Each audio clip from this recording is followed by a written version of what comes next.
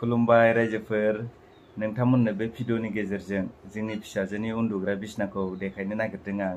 नै बेनो नानिनि बिसनाया, बेयावनो फुथुयो आरो जोंनि फिसाजोखौ। नै बियो तसक बायदि लेबु लेबु आरो ओमफ्राय बेनि सायाव बयो नै बेखौ प्लास्टिक, माने हासुबा खिबा सिङाव नांहैया, बेखौ ओरैनो साइडआव दोनग्रा आरो। ओमफ्राय नै बेयो जाहैबाय नानिनि उन्दुलांबा बिखायाव होग्रा, माने आखाइ होनाय बायदि एसे गिलिर दोननांगौ नालाय जाहाथे फिसाजोआ बारदावा।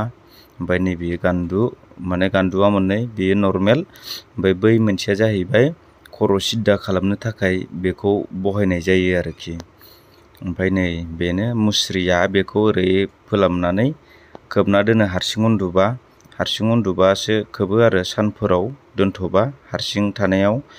ओमफ्राय नै बे जाहैबाय बिमाया उन्दुफायाबा बेखौ दोनो खाथियाव, आगोलावनो बायनायमोन नालाय बिमानि थाखाय।